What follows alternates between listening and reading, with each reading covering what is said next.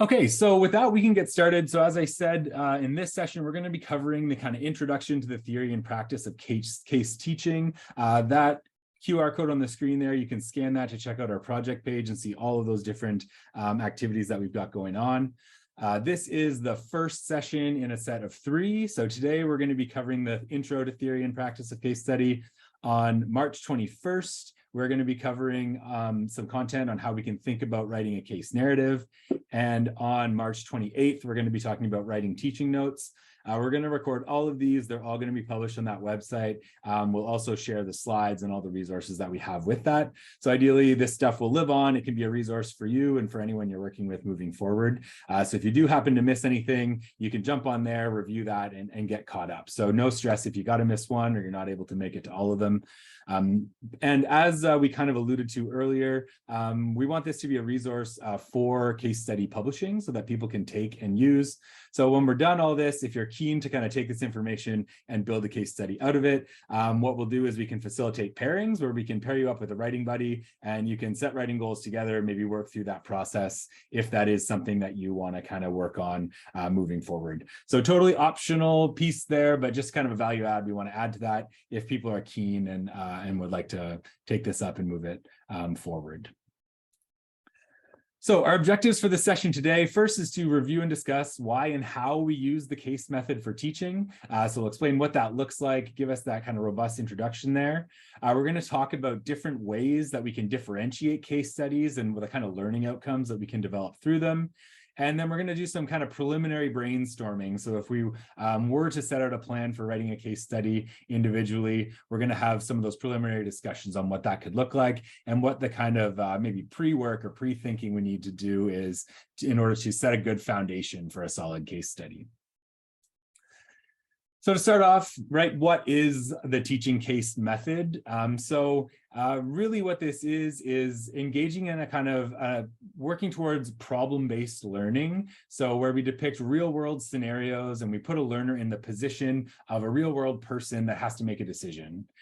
Right. So you're taking someone, and you're putting them in someone else's shoes, putting them in that role and asking them to work with some different kinds of information that we might give them in order to develop a solution or an outcome or a way forward. So in a sense, we're role playing, we're teaching by role playing.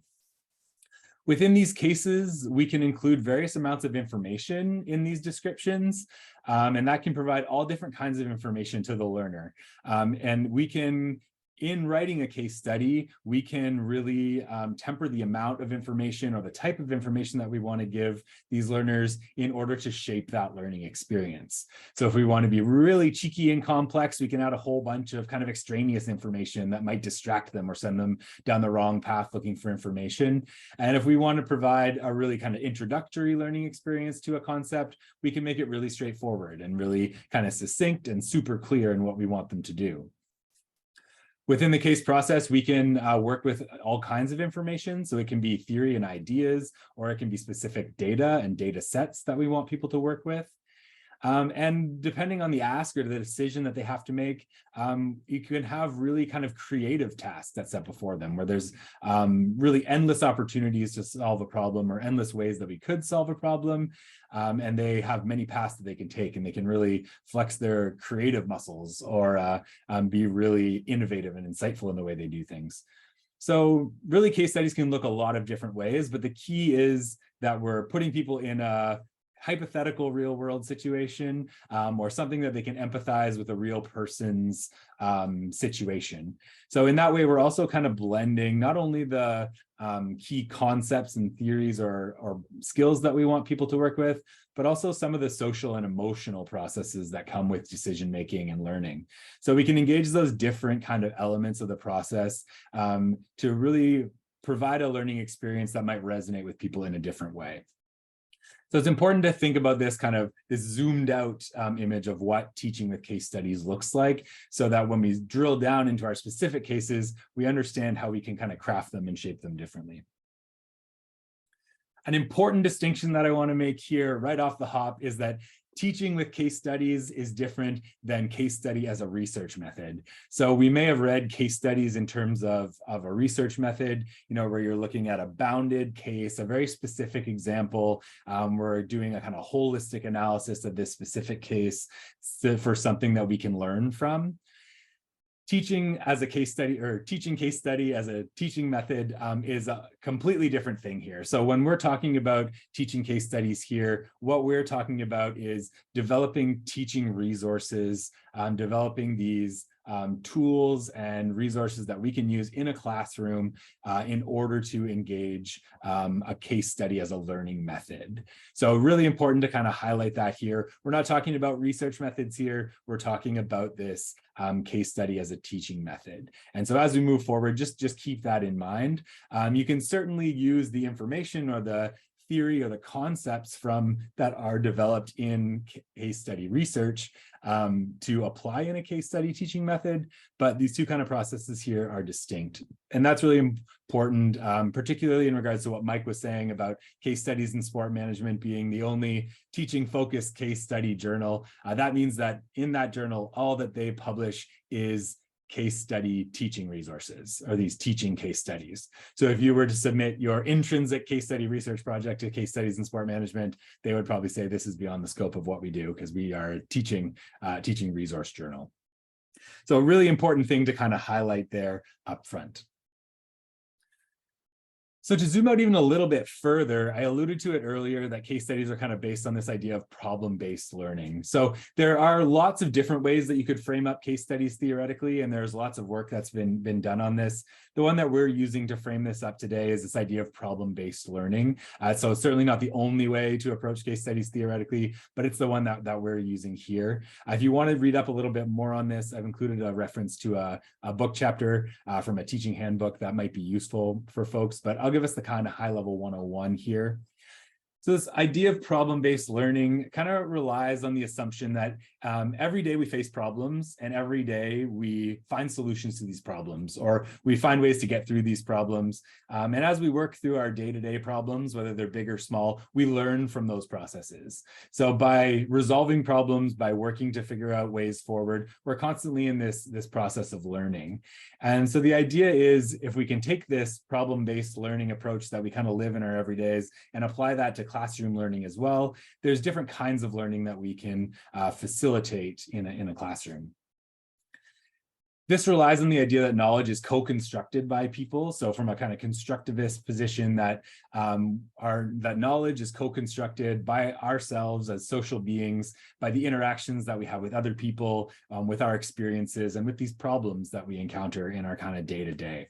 So we're constantly in the process of learning and co-constructing knowledge, and knowledge can be really contextual and can be developed in these kind of specific contexts or experiences. So what this means is that there's many different perspectives at play with a given phenomenon or experience. And by providing more complex problem-based learning opportunities, we can engage some of these different perspectives and get people to think in interdisciplinary ways and kind of address problems from a more holistic perspective. So what does that look like then when we think about applying that in a case study context? What it means is that case study learning activities are problem focused. There is an ask or there is a decision that needs to be made. It's not just a neutral scenario where we're not sure what to do at the end. There's something that needs to happen. There's a problem that needs a solution. There's a way forward that needs to be figured out in that context. It means that ideally we want to pose problems or scenarios that are authentic. And authentic problems are often poorly structured, or we don't necessarily have all of the information that we might need, or we might have too much information. It's not a really linear, concrete process. There's a lot of kind of factors that we're thinking about and talking about. It also means that the knowledge we're developing and the problems that we're addressing have this reciprocal relationship. So we need the knowledge to solve the problem, but we also need the problem to figure out what this knowledge is and what this important stuff is that we need to do to move forward. And so these problem-based learning activities are generally in some ways self-directed and also reflective. So it involves people taking some kind of agency in the process, making some decisions about how they'll move forward, engaging in some of their own kind of self-directed discussions or kind of thinking. And then also, ideally, it provokes this kind of reflective process as well, where we're assessing this learning that we're doing. We're thinking about what we're learning. We're trying to determine what's working well and what's not working well, and really finding our way forward on this. So this kind of iterative process of self-directed learning, but also reflective learning, where we're engaging in these kind of messy processes of knowledge construction in relation to that problem. So those are some kind of high-level things. Another kind of interesting thing to point out here is that writing case studies and developing these teaching resources can also be a really useful tool for instructors. So beyond just providing these interesting problem-based learning experiences for our students, it also provides us with the opportunity to pause and reflect on our pedagogy. So to think about what we're teaching and how we can teach it in different contexts and different scenarios, how we can mix up our content and maybe challenge students with some more messy and complex learning scenarios.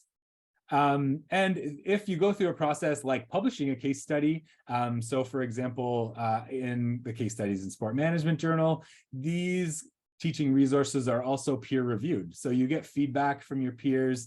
In many cases, these count as a marker of contribution, whether that's towards your broader discipline or the scholarship of teaching and learning. And broadly, this also provides us the opportunity to kind of work towards these more interdisciplinary approaches. So we can think about teaching and learning not as these kind of silos where we look at single concepts and treat students as receptacles for knowledge, but rather ways we can introduce complex problems and complex ways of thinking about problems and issues that face real-world people and practitioners, and encourage people to think critically about those processes and how we might pull together different ideas to solve these problems. So it can be a really enriching and positive experience for both the learners who engage in case study learning, as well as instructors who may develop case studies as part of their ongoing kind of scholarly activity.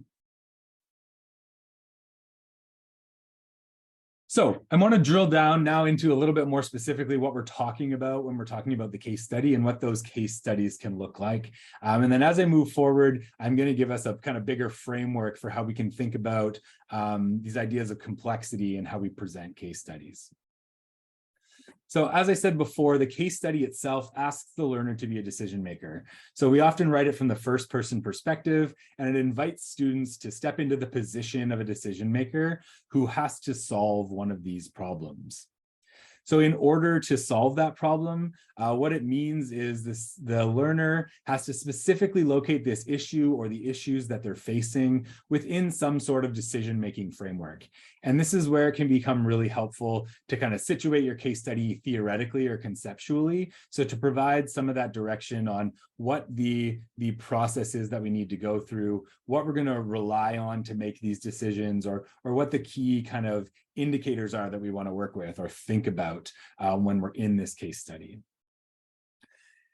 So that means having to frame the case study within both a theoretical or conceptual kind of framework, but also a contextual one. So we might also get a lot of information about an organization that a person works in or is operating in. We might get information on the relationships within that. So who they're reporting to or who is asking them to make this decision, or maybe the different stakeholders that are involved that are, kind of bought into this decision and have some, skin in the game and in this important kind of people that are going to be holding you to account when you make the decision. So in order to write these case studies, then it requires us to think a little bit differently about these situations and how we can present them to learners in a way that will challenge them to develop specific skills or to achieve specific learning outcomes. And that's a really key thing here. One of the key things when we're thinking about developing case studies is what we want the learning outcomes of those case studies to be, because we want to craft that whole case study around those learning outcomes. So when we're thinking about learning outcomes, there are many kind of different outcomes that these could be. These could be related to analytical skills. So maybe you want learners to take a very specific data set and do a specific kind of analysis on that data set to find out what you need to find out from that data. So you could provide these big data sets and ask them to do all different kinds of analysis on it. It could also involve analytical skills of a more softer sense. So thinking about a concept or an idea and how this idea might apply to a situation and how we could work through that situation, kind of considering that. It can involve decision-making skills, applying theoretical ideas into different practice situations. Depending on the type of learning activities that we set up in the case study, it could involve oral communication skills and teamwork, having to facilitate meetings and group work and those kind of activities. And it could also involve written communication skills, so reporting, developing presentations, and different kind of outputs that might need to be submitted at the other end. So I want to take a minute now. People discussed different ideas that they had when I was popping around those rooms. It sounds like there's a range of experiences that people have with teaching cases. So I want you to just take a second now, and if you have had experience with teaching cases, if you've participated either as a learner or a facilitator, I want you to think about what kind of skills you used or developed or tried to use and develop in your learners through these case studies. So maybe pick one that you've used. And if you don't mind, if you could just drop that in the chat, what are some skills that you've seen or tried to use case studies to develop or in your own experiences? I got decision-making skills. Okay, decision-making skills. A few of them popping up there. Ethical decision-making skills. Okay, so considering ideas related to ethics and how that applies to our decision-making. I certainly, when I do them, I always make my students submit some sort of report. So there's certainly a reporting or a written communication skill that I'm engaged them in. Okay, critical thinking, communication, oral and written, decision-making, teamwork. I've got decision-making, written communication, oral communication. Awesome. Community applications for lay people and different stakeholders. Awesome. Lots of great example here. Data-driven decisions, that's another great one. I know I've taught a case study where I provide a bunch of facility use data, and I ask them to kind of analyze this facility use in different ways and then propose an option to me based on the analysis that they've done. I've got some theory application coming in here, perspective taking, psychology behavior. Awesome, awesome. So yeah, there's lots of different things here. So I want you to take that example now, the thing that you thought, that skill, and I want you to think about what it is in your case study that you use to develop those skills. So what is the thing in the case study that you engage that leads to that skill being used or developed in a certain way? So if you popped one of those in, yeah, think about what that is. What is it in that case study that that challenges students to use or develop that?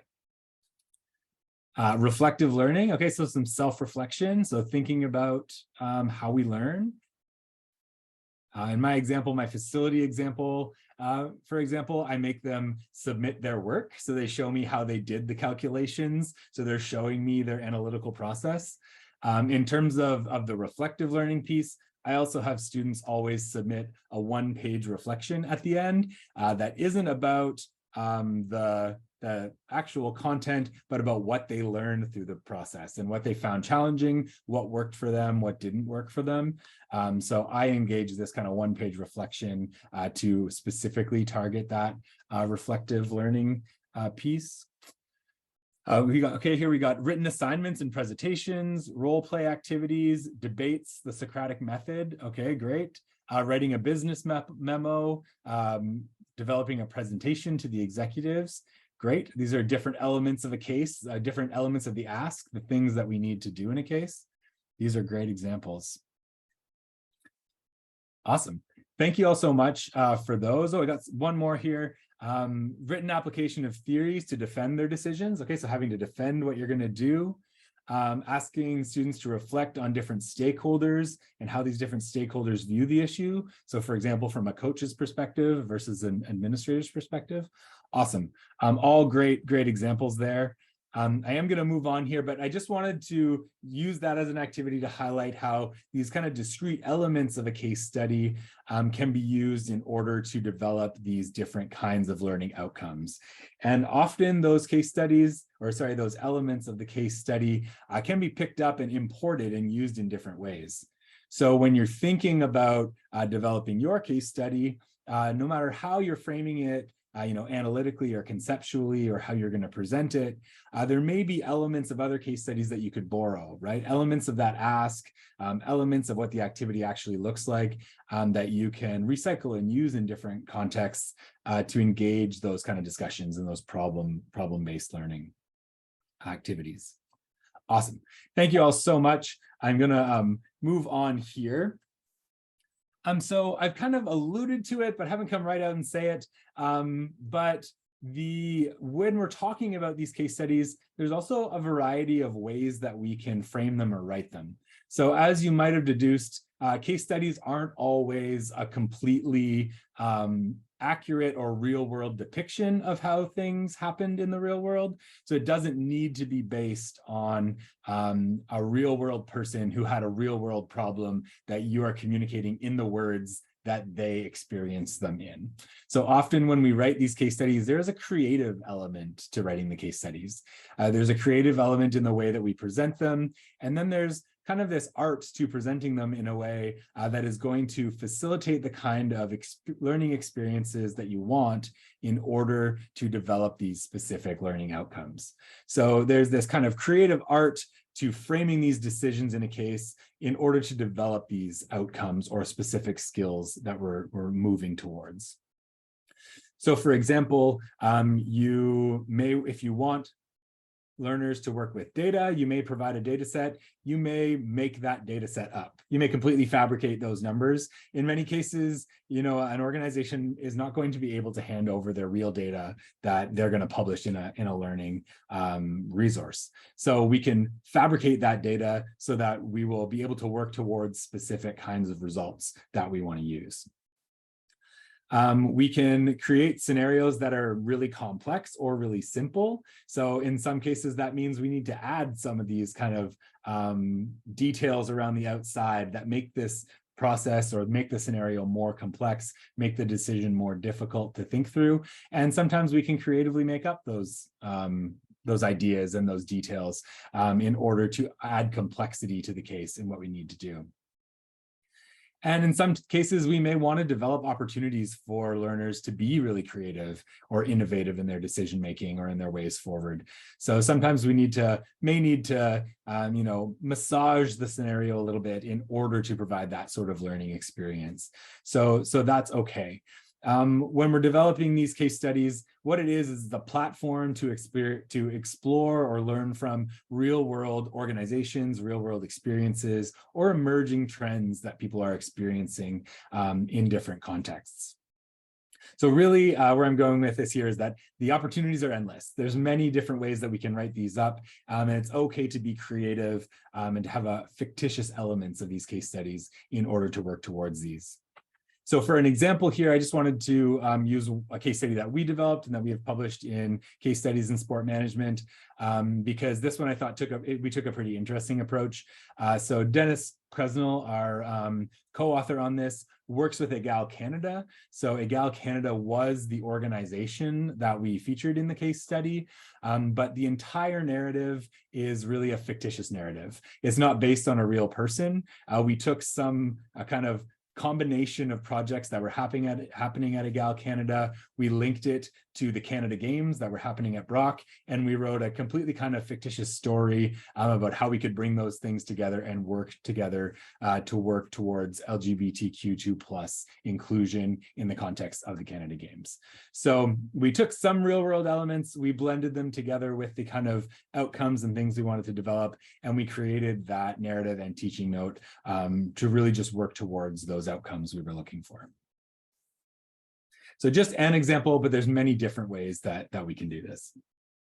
And in the next sessions, Mike will get into some of those details a little bit more about how we can think about those. So when we think about these learning processes and these activities that we want to engage learners in. There's many ways that we can do this as well. Generally, there's kind of 3 levels that we can think about here. Not all case study learning activities will engage all of these. Some of them may only engage one, but I just want to talk about them as 3 kind of discrete ways that we can think about these learning processes. Because when you're thinking about who's going to pick up your case study or use your case study as a teaching resource, it's often helpful if you can frame it in a way that the learning processes are flexible and can be engaged in different contexts. So if you can write a teaching note that is going to be useful in an individual context, maybe a one-on-one activity, but also in a group activity, and you can provide some kind of guidance or structure for group learning as well as individual learning, people are much more likely to see how it might work in their class, or it might work in their activity, or how they might be able to take it and pick it up and use it in some way. So it's good to think about these different contexts for learning and the way that we can engage them in different ways. So I'm going to go through these 3 here and just give some kind of high level thoughts on what these can look like. So in terms of the individual learning process, the individual who's doing this is going to become the decision maker. They're going to become the one that has to determine what the course of action is, and what's going to be what those hard processes are. They're going to be the one who really has to decide what it is. That requires that individual to be resourceful. It's going to require them to take that information that you're providing, to sift through the variables that are provided, to be empathetic to the kind of social and emotional processes that the decision maker is embedded in, and to figure out what that way forward is, or what that solution or the possible solution to that problem is. So this is really when the individual has to put themselves in that individual's shoes and act as they would act in that real world situation. So generally, all these case studies are going to involve some level of individual engagement as a learner reads the case study and engages with it. But it can also involve different levels of group engagement as well, and group learning processes. So if we think about small group discussions, we might be talking about 5 or 6 individuals. These could be in small kind of breakout groups in a class, or possibly in a seminar. And small group learning processes allow these individuals to not only think about their own perspective or their own ideas, but also to listen to others' ideas, to empathize with different perspectives, to maybe engage in this kind of co-creation of knowledge or ideas with these other people in their group. So we can frame small group learning with some open-ended questions about what these key elements are, or what these key ideas are. Small group learning can encourage different kinds of participation and provide everyone in the group with a chance to speak. So we can kind of frame up these learning experiences with specific kind of asks or questions that allow everyone to engage in different ways. So we had some examples in the chat of these different methods for engaging people. People use things like dotmocracy. Jess talked about the Socratic method. These are different ways that we can engage groups of people to all be engaged in these processes and all bring something to the table in a different way. Small group work requires us to use different kind of communication skills. So working with a group, you can also set this up so it develops different kinds of skills, like meeting facilitation skills. So one person could be required to run the meeting using Robert's Rules of Order that everyone is going to have to engage in, or engaging in a debate that was shared in the group as well. And so this can develop some of those different kinds of skills as well, right? So thinking about our confidence in public speaking, or facilitating a meeting, or engaging in some of those different skills that maybe not the central.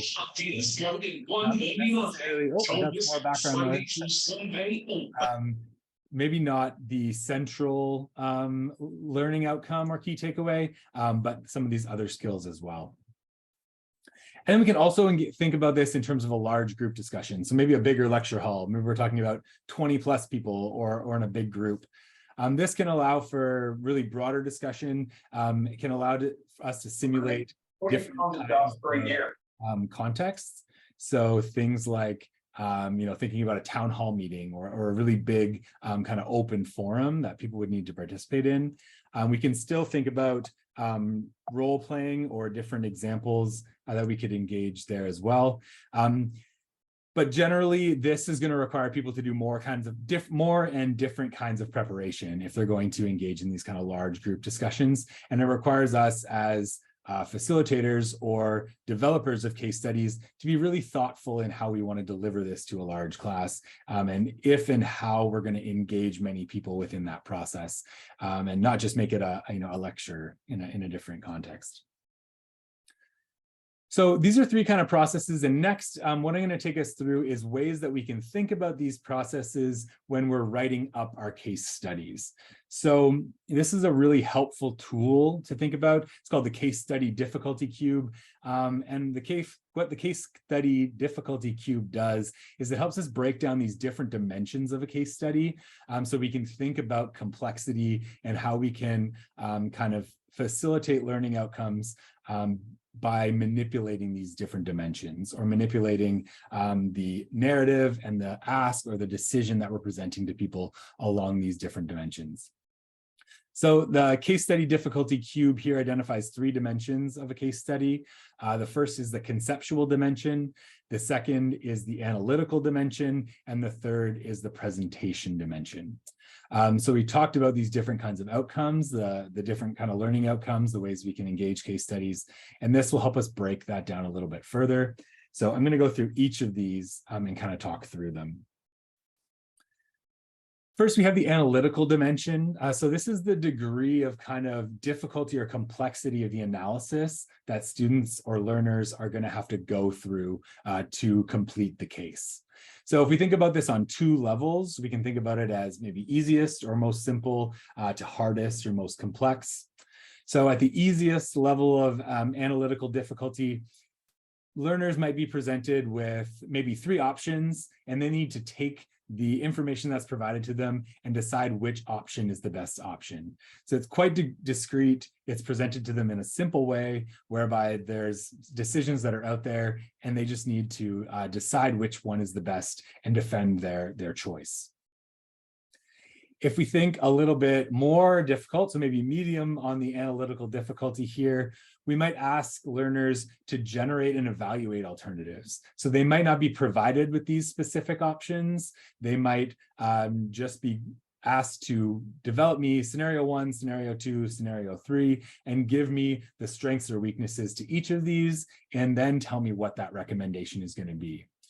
So a little bit more of an open-ended task here, a little bit more creativity involved in developing different scenarios and why you may consider different scenarios, may encourage learners to think about different perspectives or different stakeholders who may want to see things happen in a certain way.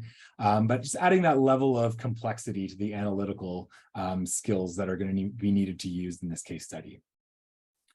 Finally, the highest level of analytical difficulty here, you could ask learners to analyze a situation, determine what the criteria are that we need to assess these different recommendations on, then propose and evaluate criteria, which would be scored against those criteria. And from that kind of robust, systematic approach, suggest these possible outcomes. And so this could be done using a variety of different approaches. So maybe it's data that needs to be analyzed in different ways. Maybe it's a few different concepts that we want to engage. So you take a few different theoretical concepts and ask students to apply them all to this scenario, and then to make these recommendations based on this. So by adding these different kind of layers of the analysis that people need to do, we're adding complexity or difficulty to the analytical dimension of the case study. So three levels there that we can think about in terms of this ask and what we're asking in terms of analysis from the learners. The second dimension is the conceptual dimension. So here we're thinking about what these ideas are, what the theoretical concepts or ideas are that we're asking students to engage with.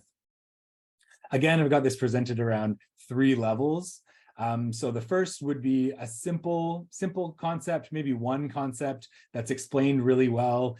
Maybe it's easy to grasp, and you can take that concept and then apply it to the scenario. So again, very discrete, maybe very linear, maybe works well as an introduction to a concept if that is the key kind of learning outcome that we're looking for.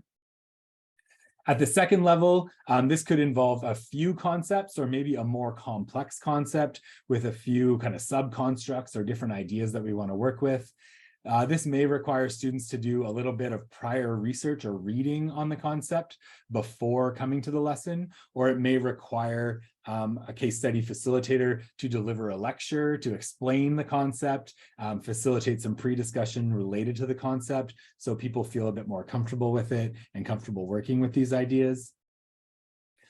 And then at the more difficult level here, we can think about this as very difficult. So engaging several concepts that maybe have competing ideas or may not flow together or jive completely. It could involve complex concepts that require different kinds of analysis to understand. And it could require a lot of kind of pre-work to get really ready to have these kind of conversations. So maybe the case study comes after a series of 2 lectures where you've covered different ideas or maybe explored some different ideas or scenarios or concepts or contexts that you want people to work with. So maybe a more complex, more robust discussion is required, and maybe more time is required to get through all those different steps that you're looking for. And then finally, we can think about the presentation dimension. So not only are we thinking about the analysis that's required or the concepts that we're asking people to work with, but we're thinking about the way that the information is presented in the case to the learners. So we've got 5 points here that I wouldn't consider a low, medium, high situation, but more as continuums that we could consider them on. And then kind of collectively in the way we present a case, we could consider it as simply presented or easily presented, medium presentation, or difficult or complexly presented case. So we can think about this in terms of length. So is it a short case? Is it a 1-pager that's easy for us to sit down and read through that we might be able to do in 10 minutes as we're preparing for a discussion? It could be medium or it could be very long. It could be many pages. It could be assigned as a pre-reading that people need to come and have done a bit of work on before they get there. It can be very organized and maybe kind of structured around the specific asks that you're going to make. So it can be really easy to kind of understand exactly what's going to be expected, or it could be less organized and maybe more organic or authentic, like a person's real experience would be. So it could pull on threads of someone's experience over maybe many months. And this scenario has been building, and there have been these interactions that have led to this that all require you to be, or all need to be considered in the decision-making process. So that might be presented in a really disorganized or complex way.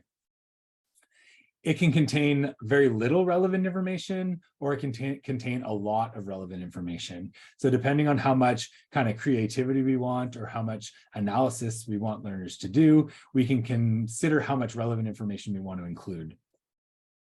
On a related but separate scale, we can consider how much extraneous or irrelevant information we include.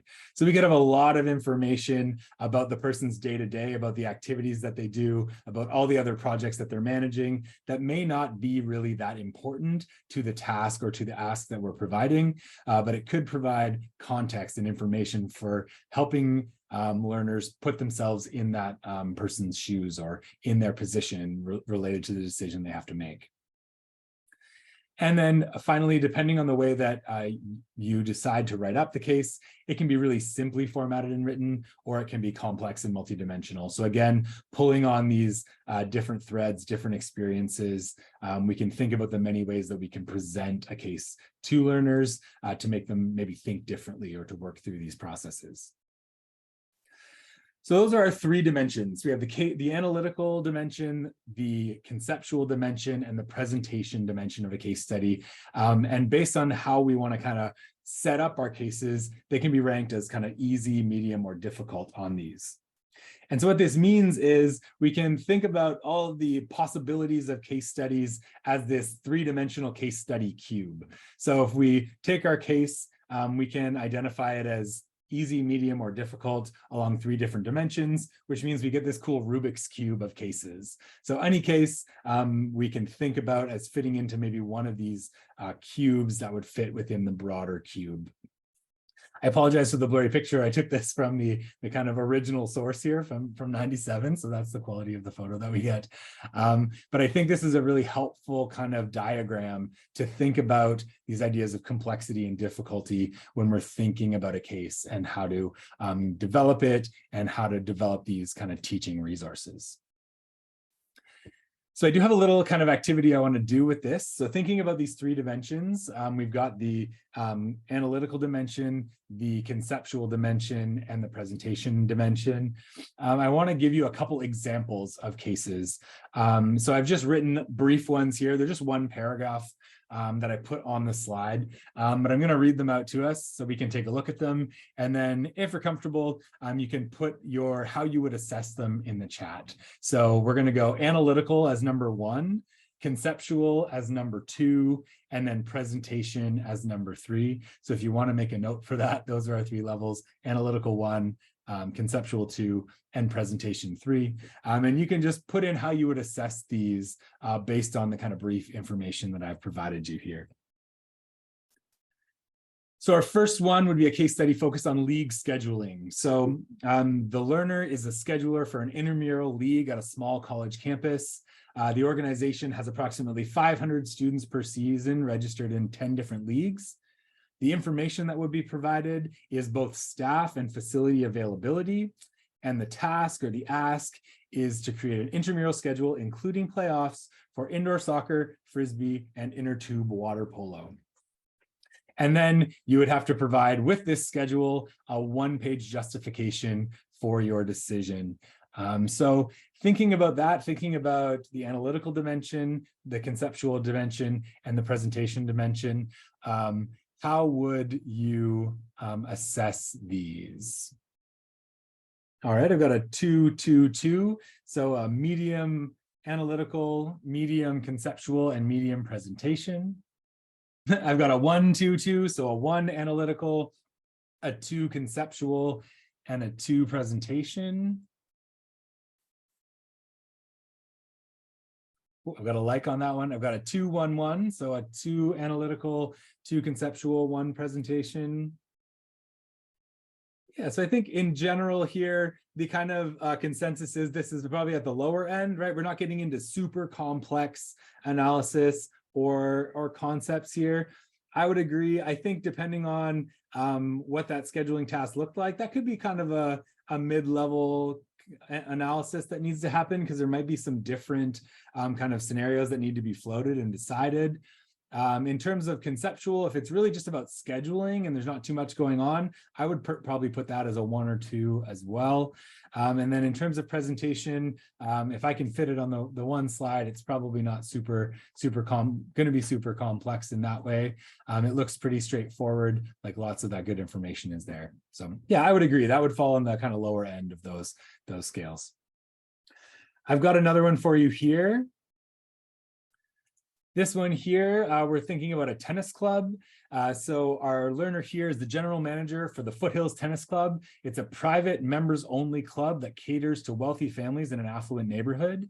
But it's run by a larger facility management company that we'll call ABC Global.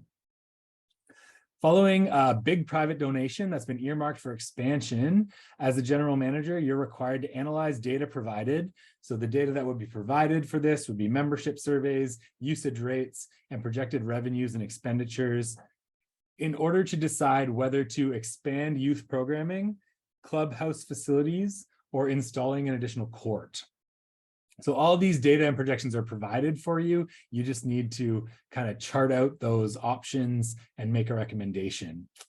And then the recommendation here is going to involve making a presentation and pitching your plan to upper management with a detailed explanation of why you made that analysis. So again, thinking about the analytical, conceptual, and presentation dimension, how might we kind of categorize or assess this one?